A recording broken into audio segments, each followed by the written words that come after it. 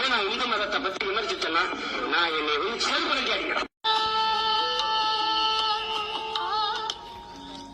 ஆணுறுப்பு வடிவில் இந்து கடவுள் சிவனை பார்த்திருக்கிறீர்களா? உலக மக்களின் மாம்டே திரு தமிழ் வாழ்க, வாழ்க திரு தமிழ் சகோ. வணக்கம். இந்த சிவலிங்கம் என்பதுல பல கதைகள் இருக்கு. அது எப்படி வந்துச்சு, ஏன் வந்துச்சு, அது என்ன சிவனுடைய இது அப்படின்ற மாதிரி நிறைய விஷயங்கள், நிறைய கதைகள் எல்லாம் இருக்கு. நீங்க கோவுல்ல போய் பாத்தீங்கன்னா உங்களுக்கு தெரியும். அதாவது கடவுள்ல போய் தேடுங்க. B2 Now சினிமா அல்லது அந்த ஸ்க்ரீன், அதை பற்றி அதில் போய் பார்த்தோன்னா சிவலிங்கம் டு மக்கா, இதை நீங்கள் உருண்டையாக சதுரமாக இதெல்லாம் பார்க்காதீங்க. அது சுத்துறதுல தான் இருக்குது. அதாவது எல்லா உருவமும் சுத்துறது தான் உருண்டையாக இருக்குது. அது நின்றா அது உருவம் வேறு மாதிரி இருக்கும். இப்போ பூமி இது உண்மையான உருவம், அது நிற்கும் போது பார்க்க முடியாது. அது எப்போ நிற்க போகிறதில்ல. அப்படி நின்றாலும் என்ன நடக்கும்னு தெரியும். அது சுற்றுறதுனால தான் அது உருண்டையாக தெரியுது. இப்போ இமயமலையிலேருந்து ஏற்றம் இறக்கம் எப்படி இருக்குது அந்த மாதிரி புரிஞ்சுங்க. அப்போ இந்த எல்லாமே ஒரு மாம்டேடு செஞ்ச லீலைகள் தான். அதான் சொல்கிறேன், இறுதி மார்க்கம். மதம் மாற முடியாது. இஸ்லாமியர்கள் அவங்களுக்கு கடைசி வாய்ப்பு. இஸ்லாமியர்கள் அந்த 5 கடமைகளில் முக்கியமாக அந்த தொழுகை கடமையை நிறைவேற்றிக்கிட்டா ஓரளவுக்கு தப்பிச்சுக்குவாங்க. இல்லைன்னா அவங்க என்றைக்கும் சொர்க்கம் செல்ல முடியாது. ஏன்னா மனித பிறவி எடுத்தால் மட்டும்தான் சொர்க்கம் செல்லலாம். அவங்களுக்கு மறுபிறவி கிடையாது. மற்றவர்கள் எல்லோருக்கும் இருக்குது. அதனால இந்த உலகத்தில் இப்போ நீங்கள் பார்க்குற இந்த காலத்தில் இஸ்லாமியர்களை திட்டுறவங்க, அதாவது எல்லாரும் ஒரு காலத்தில் இப்போ முஸ்லீமை வெறுக்கிறாங்க அப்படின்ற ஒரு தீவிரவாதி இருக்காங்க, மத தீவிரவாதிகள். அவங்க எல்லாமே மறு ஜென்மன்னு ஒன்று வந்தால், ஏன்னா அவங்கள மறுஜென்மம் இருக்கு. முஸ்லீம்களை தவிர மற்ற எல்லாருக்கும் மறுஜென்மம் இருக்குது. அவங்க முஸ்லீமாக தான் பிறப்பாங்க. அவங்களுக்கு அது ஒரு சத்திய சோதனையாக இருக்க போகுது. அதனால் முஸ்லீம் மக்களுக்கு முக்கியமாக சொல்கிறது என்னென்னா, மற்ற மதத்துக்காரங்களை தான் மதத்தில் இழுக்கிறத விட தன்னுடைய மதத்தில் உள்ளவங்களுக்கு தொழுவ சொல்லுங்க, அழைப்பு கொடுங்க. ஏன்னா இது இறுதி வாய்ப்பு. அதனால மற்றவங்க தானாக வருவாங்க. அவங்க கர்ம வினையை பொறுத்து வருவாங்க. மறுபடியும் கடவுள் இல்லைன்னு சொல்கிறவன் மறுபடியும் ஒரு பக்திமானாக பிறக்கலாம். அந்த பக்திமானில் மற்ற மதங்களை குறை சொல்கிறவன், மற்ற மதங்களை தாழ்த்தி பேசுகிறோம். தான் மதம் உயர்ந்தது, தான் தாய் உயர்ந்தது மாதிரி மற்ற மதத்தையும் மதிக்கணும். மற்றவங்களும் தாய் தான். இந்த ஒரு கான்செப்ட் தான். அந்த வகையில் முஸ்லீம்க மற்ற பற்றி கவலைப்பட வேணாம். நீங்கள் உங்கள் மதத்தை இது பண்ணுங்க, அதை சொல்லுங்க, சொல்லி. இந்த 2 விஷயம் இருக்குங்க. கொஞ்சம் கொடுத்து வச்சவங்க நிறைய வாய்ப்பு இருக்குது. அதாவது முஸ்லீமில் இந்த தப்லீக் ஜமாத்துன்னு ஒன்று இருக்குது. அவங்க அதிகமாக முஸ்லீம் குடும்பத்தில் போயிட்டு வீட்டில் போயிட்டு தொழுவ சொல்லுவாங்க. ஏன் நீங்கள் டைம் வேஸ்ட் பண்ணுறீங்க, தொழுவுங்கன்னு. ஸோ அந்த தப்லீக் ஜமாத் எத்தனையோ பிரிவுகள் இருந்தாலும் எல்லா பிரிவுகளும் சொர்க்கம் போகலாம், எல்லா மதங்களும் சொர்க்கம் போகலாம், எல்லோரும் போகலாம் அவங்களுக்கு ஒழுக்கத்தை பொறுத்து. அப்போ அந்த தப்லீக் ஜமாத் தான் கொடுத்து வச்ச ஜமாத், கொடுத்து வைத்தவர்கள். அவர் 90% அந்த ஜமாத்தில் உள்ளவங்க அதுபடி நடந்தாங்கன்னா அவங்க சொர்க்கத்துக்கு போகிறதுக்கு 90% வாய்ப்பு இருக்குது. அது மாதிரி இந்துக்களில் எத்தனையோ கடவுள் எல்லாரும் இருந்தாலும் எல்லாரும் போகலாம், கிறிஸ்டின் எல்லாரும் போகலாம் என்ற ஒரு விஷயம் இருந்தாலும்,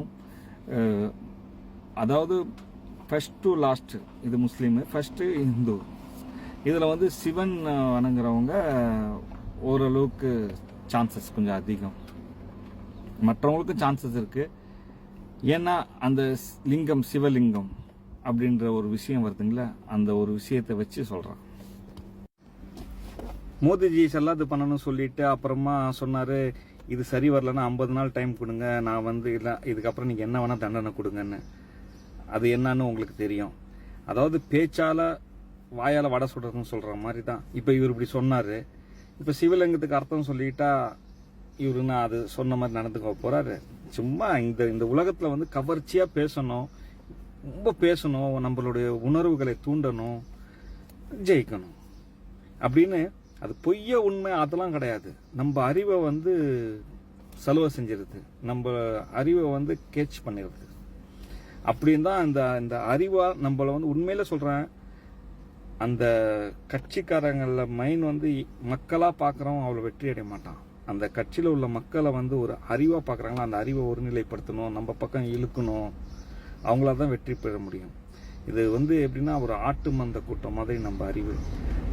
இந்த இப்போ நீங்கள் முழு பூமி பார்க்குறீங்கன்னா ஒவ்வொன்றும் ஒரு துகள், அது எல்லாமே ஒரு மையத்தில் வந்து சேரும் பொழுது தான் அது ஒரு பூமி உருவம் தெரியுது. அதே மாதிரி தான் நல்ல ஒரு இப்போ இருக்கிற அனைத்து நடிகர்கள், ரஜினி பின்னாடி போகிறவங்க, விஜய் பின்னாடி போகிறவங்க, அரசியல்வாதி தலைவர் பின்னாடி போகிறவங்க, ஸ்போர்ட்ஸ், இப்படி எது எடுத்தாலும் ஒரு அறிவை கேட்ச் பண்ணுறது, அது பின்னாடி போகிறது.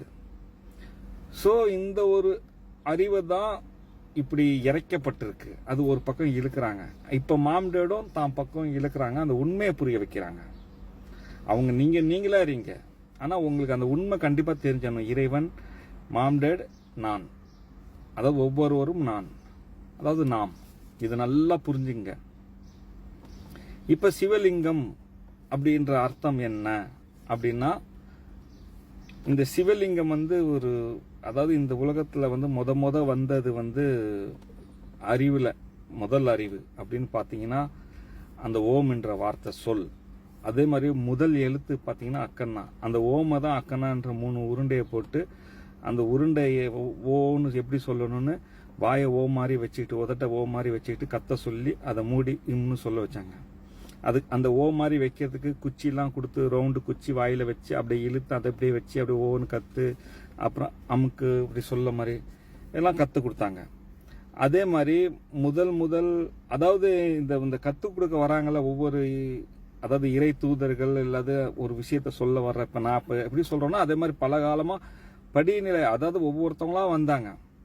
இப்ப பாத்தீங்கன்னா இஸ்லாம் மார்க்கம் கூட இறை தூதர் வந்து ஏற்கனவே உள்ள விஷயங்களை வந்து தான் அவர் சரி பண்ணார். அதனால அந்த பக்ரீத் பண்டிகை கூட அவருடைய இதுல இல்ல, அந்த இப்ராஹிம் நபியுடைய இதுல வரும். ஏன்னா ஏற்கனவே உள்ளவங்களை ஃபாலோ பண்ணி தான் சீர்திருத்தம் தான் அது. இப்ப இருக்கிறதுல ஒரு சீர்திருத்தம் தான் மாம்டேடவங்க உங்கள்கிட்ட பேச வைக்கிறாங்க. அதான் நான் 10வது அறிவுன்னு என்னை சொல்ல வச்சு நீ தான் 10வது அவதாரம்னு சொல்லணும்னு சொல்றாங்க. அப்ப நான் ஒரு கடவுளா நீங்க காட்சியளிக்கணும்னா அது முடியாது. ஏன்னா இது வரைக்கும் அப்படி யாருமே இல்லை, எல்லாரும் மனிதர்கள் தான். இப்ப நானும் ஒரு சாதாரண மனிதர்கள் தான். இது என்னுடைய மெயின் விஷயம். இதுல என்னன்னா, நான் உங்களுடைய மொபைல்ல கைபேசியில இதுல வரேன், வெளிச்சத்துல வரேன். இது என்ன சொல்லுவாங்க, சோசியல் மீடியா அப்படின்ற மாதிரி நான் வரேன் பாத்தீங்களா. இது ஒரு அற்புதம் தானே. இதெல்லாம் அந்த காலத்துல நினைச்சு கூட பார்த்துருக்க முடியாதுல்ல. நானும் ஒரு அற்புதத்துல தான் வரேன். ஆனா நீங்க நினைக்கிற மாதிரி ஏற்கனவே பார்த்த சிலைகள் அதெல்லாம் உங்களுக்கு யாரும் பார்க்கல. இப்ப ராமர் சிலை, சிவன் வந்து மனிதனா வந்தது எல்லாம் மனித அண்ணன்மார்கள் தான். நம்ம மாம்டேட் வந்து மனிதன் உருவத்தில் நேரடியா வரல, அவங்க அறிவுல பயணம் செஞ்சுட்டு வராங்க. அப்ப இந்த சிவலிங்கம் என்றால் என்ன? அப்ப முதல் செய்த சிலை தான் சிவலிங்கம். அது உதாரணம் காட்டுங்க. எப்படி பூமி உருண்டைன்னு அக்கனால காமிச்சாங்களோ, பூமி சூரியன் சந்தி இதெல்லாம் உருண்டை அப்படின்னு காமிச்சாங்களோ, இந்த லிங்க இது வந்து உருவாகிறது. சரிங்களா? இது வந்து அணைக்கிறது. அதாவது 10 தான், 10ஆம் அறிவு. இப்படி இந்த இதுலதான் இது உயிர். இதுதான் அந்த மையம். நம்மளுடைய அனைத்து உயிரும் பிரபஞ்சத்துக்கு மையமே இறைவனுக்குள் உருவான, அதாவது இறைவன் தம்மில் இருந்து உருவானது ஒன்றும், அதை அடக்குவதற்கு தம்மில் இருந்து இறைவன் படைத்தது ஒன்றும். இதை வந்து என்ன செஞ்சிட்டான்னா, இறைவன் ஒரு கட்டத்துல வந்துட்டு தனியா எடுத்து வச்சுட்டான். ஏன்னா இறைவன் சாந்தியானவன், அமைதியானவன், அவன் கிட்டத்தட்ட இல்லை என்ற இடத்துல இருப்பவன். அதனால இறைவனை வந்து இணை வைக்கவே முடியாது. அப்ப இறைவன் வந்து தம்மில் உருவானது ஒன்று, அது உருவானது இதை அடக்கிறதுக்கு இதுதான் மையம். இது வந்து நீங்க செக்ஸா நினைக்காதீங்க, இதுதான் மையம். இது ஒரு தனி அறிவு. இப்ப நம்ம அறிவுல பயணம் தான் பண்ணிட்டு இருக்காங்க. நான் இல்ல, இந்த உலக மக்கள் அனைவரும் நீங்க இல்ல. நீங்க ஒரு மண்ணோட மண்ணா போயிடுவீங்க. உங்க அறிவு பயணம் பண்ணிக்கிட்டே இருக்கும் ஜென்மமாக. இப்போ உங்களுக்கு பிள்ளைலாம் பிறக்குதுல, அதெல்லாம் என்னவா?